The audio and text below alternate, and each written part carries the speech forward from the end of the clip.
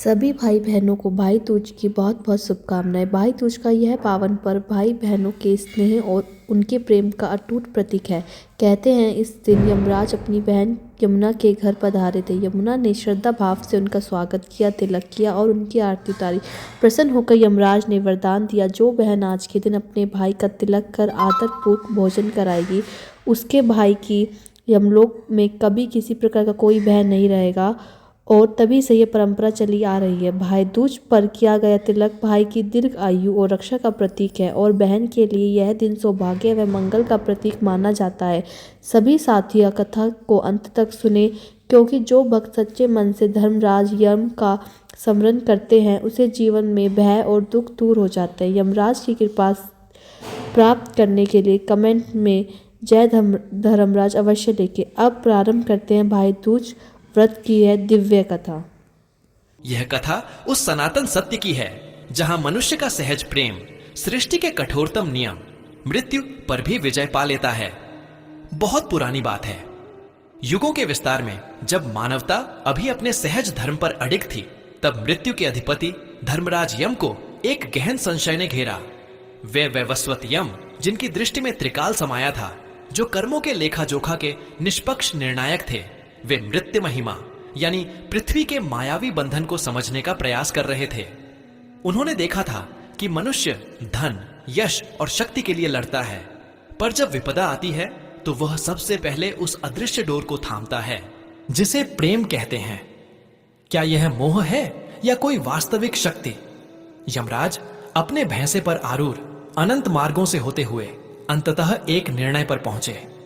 उन्होंने सोचा, मैं असंख्य आत्माओं को उनके कर्मों के आधार पर खींचता हूं, पर आज मैं किसी कर्म की नहीं, प्रेम की परीक्षा लूंगा। मैं देखूंगा कि क्या कोई मनुष्य का प्रेम मेरे अटल नियमों को एक पल के लिए भी विचलित कर सकता है। उन्होंने अपने स्वरूप को बदला।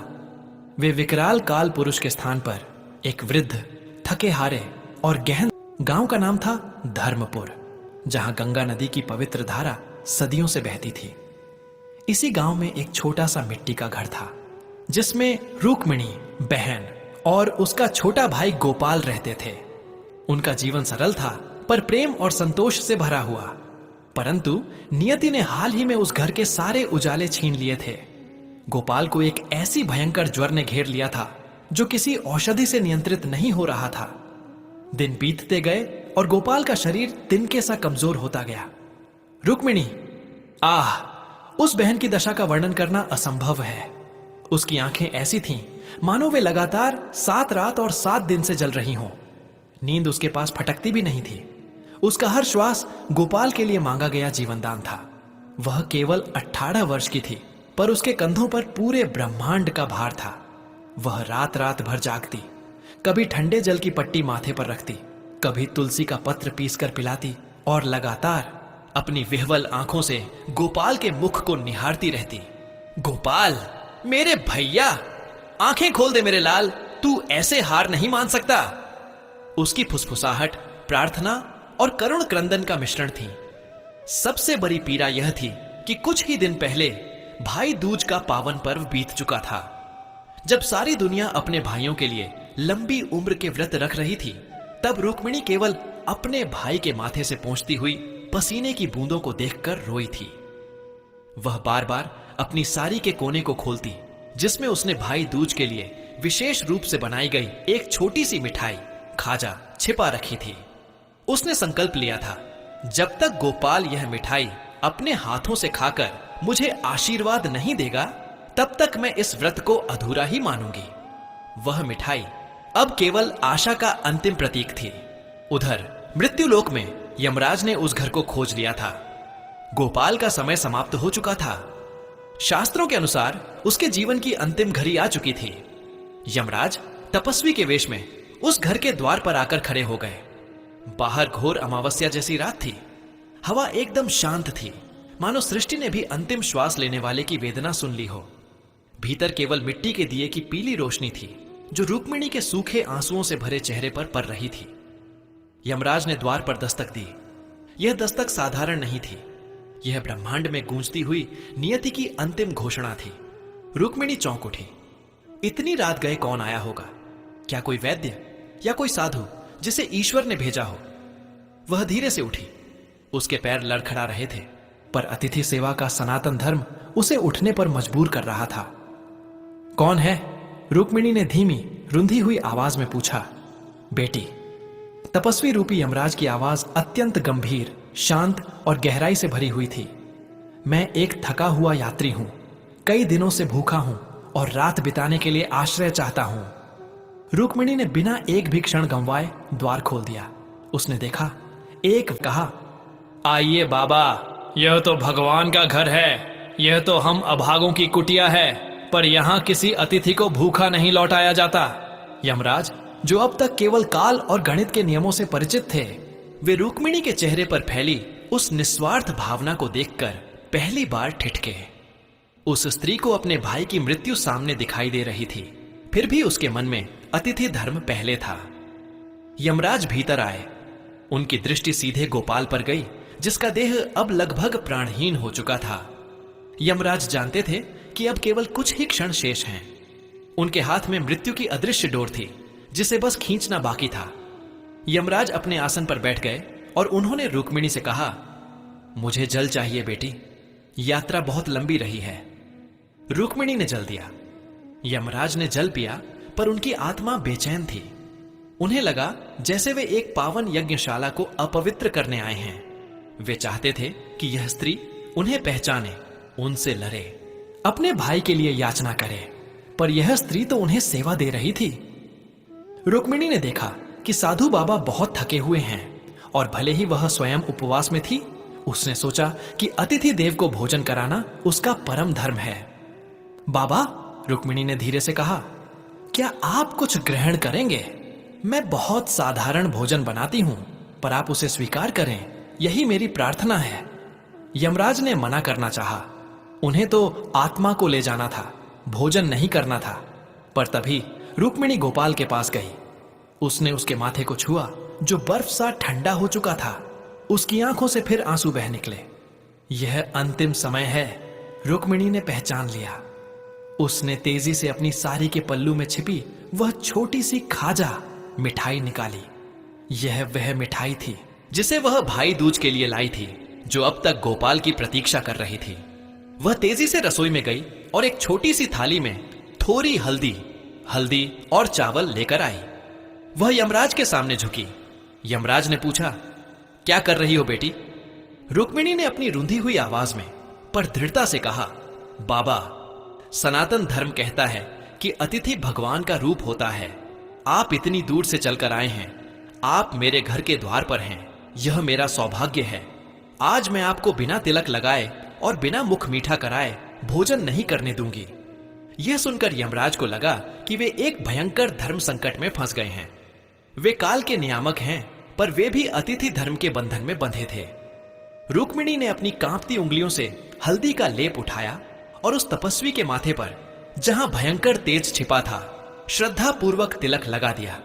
यह तिलक केवल हल्दी का नहीं था, यह उस बहन की संपूर्ण श्रद्धा और आस्था का प्रमाण था। जैसे ही तिलक लगा, यमराज को लगा जैसे उनके मस्तक पर एक क्षण के लिए शीतल जलधारा उतर आई हो। यह तिलक, बाबा, रुक्मिणी ने प्रेम से कहा, यह रक्षा का प्रतीक है। अब आप मेरे भाई समान हैं। पहले आप यह मिठाई खा लीजिए, यह बहुत पवित्र है, मैंने अपने भाई के लिए बनाई थी।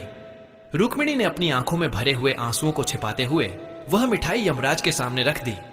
यमराज ने उस क्षण सोचा, क्या यह स्त्री पागल है? इसका भाई मरने वाला है और यह मुझे मिठाई खिला रही है। क्या इसे अपनी नियति का ज्ञान नहीं है? उन्होंने प्रेम की परीक्षा लेने का निश्चय किया था और अब उन्हें स्वयं उस परीक्षा से गुजरना था। धर्मराज यम, जो सृष्टि के किसी नियम से नहीं बंधते थे, वे उस बहन के प्रेम से बंध गए। वह पल, वह कैसा पल रहा होगा। समय भी थम गया। आकाश के सारे देवता पृथ्वी की नियति को देखने लगे। यमराज ने धीरे से वह खाजा उठाया। जैसे ही उन्होंने उसे अपने मुख में रखा, भैया, पहले मिठाई खा लीजिए। यह शब्द, यह आग्रह, यह प्रेम इतना पवित्र था कि स्वर्ग के सारे नियम एक पल में टूट गए।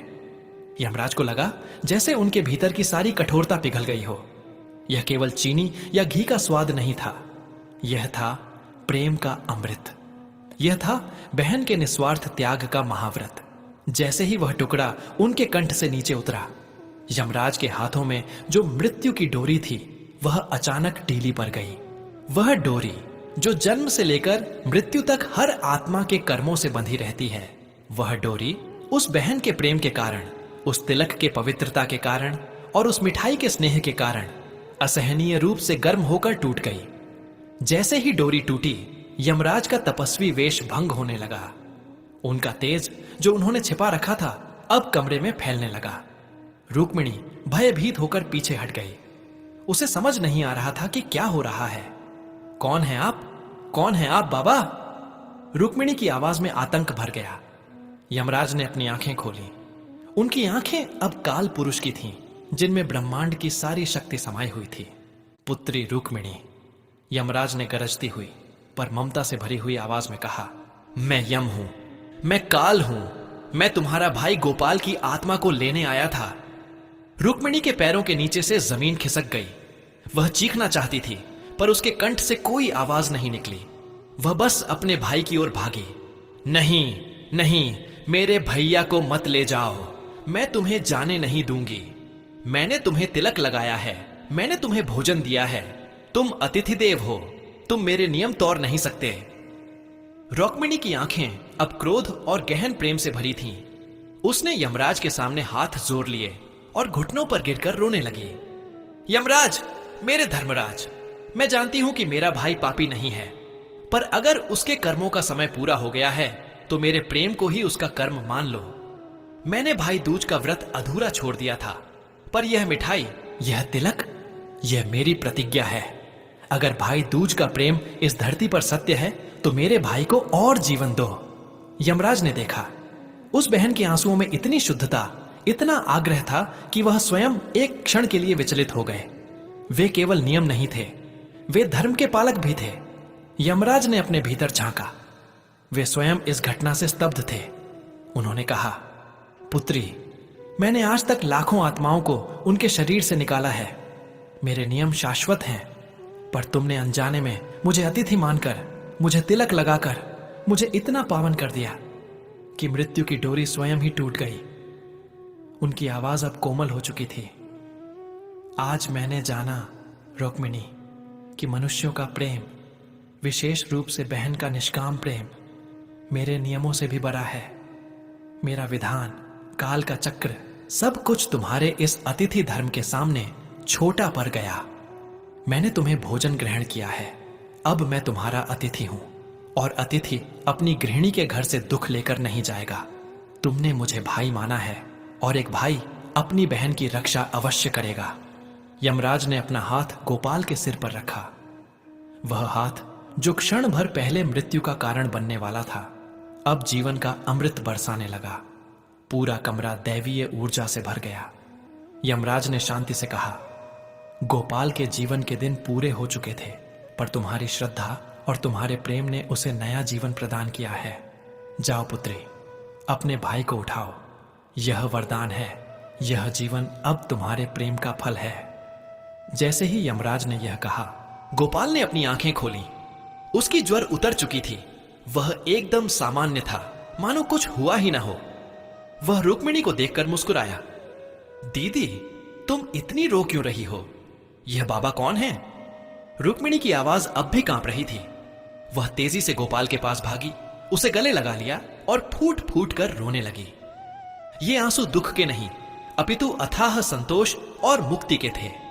वह क्षण, वह दृश्य, जहां एक बहन जो मृत्यु के सामने विह्वल थी, अब जीवन की प्राप्ति पर आनंद से भरी थी। यह रोने की कगार पर पहुंचने वाला वह क्षण था जब दर्शक को लगता है कि प्रेम ही एकमात्र सत्य है। यमराज ने धीरे से उठकर खड़े हुए। उन्होंने रुक्मिणी की ओर देखा। रुक्मिणी, आज मैं खाली हाथ लौट रहा हूं। यह प्रेम का अद्भुत बंधन है जिसने मुझे पराजित किया। आज से यह नियम बन जाएगा, जो बहनें निस्वार्थ भाव से अपने भाई की रक्षा का व्रत लेती हैं, उनका संकल्प स्वयं मृत्यु के अधिपति को भी टालने की शक्ति रखता है। उन्होंने गोपाल को उठाया और अपने माथे पर लगे तिलक को छुआ। गोपाल, अपनी बहन का सम्मान करना, इसने तुम्हें मृत्यु के मुख से वापस खींच लिया है। यह मिठाई और यह तिलक अब तुम दोनों के बीच अमर प्रेम का प्रतीक रहेंगे। यमराज अपने विराट स्वरूप में उस छोटे से घर से विदा हो गए। वे स्वर्गलोक की ओर लौटते हुए मन ही मन मुस्कुरा रहे थे। उन्होंने जो परीक्षा ली थी उसमें केवल मनुष्य ही नहीं, स्वयं काल पुरुष भी उत्तीर्ण हुआ था। उन्होंने जाना मृत्यु अंतिम सत्य हो सकती है, पर निःस्वार्थ प्रेम मृप संहार। भाई दूज की महिमा उस दिन से धर्मपुर में यह कथा अमर हो गई। रुक्मिणी और गोपाल ने लंबी आयु पाई और उन्होंने हर वर्ष उस दिन का उत्सव मनाया जब रुक्मिणी के प्रेम ने यमराज के नियमों को तोड़ दिया था। यही वह सनातन भाव है जो भाई दूज के पर्व में समाया हुआ है। यह केवल तिलक लगाने की रस्म नहीं है, बल्कि यह वह अटल संकल्प है जहां बहन अपने भाई के लिए जीवन की भीख मांगती है और बदले में उसे यमराज से भी अधिक शक्तिशाली आशीर्वाद मिलता है।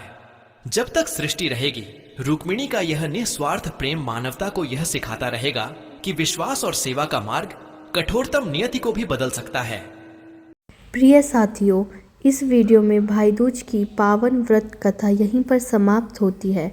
हम कामना करते हैं कि धर्मराज की यह आप पर कृपा बनी रहे और आपके जीवन में सदैव सुख, शांति और समृद्धि का सकारात्मक ऊर्जा का संचार होए। यह विशेष दिन है केवल भक्ति भाव से भर देती है, बल्कि हमारे जीवन में एकता, प्रेम और आस्था का संदेश भी लेकर आता है।